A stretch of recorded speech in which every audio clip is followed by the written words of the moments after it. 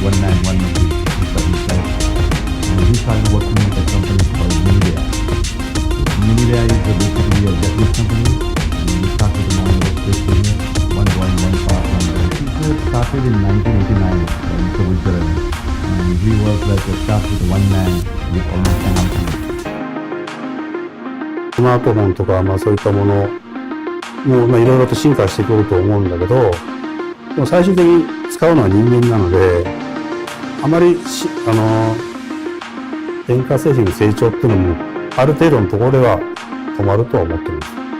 人間が使えなければしょうがないんで。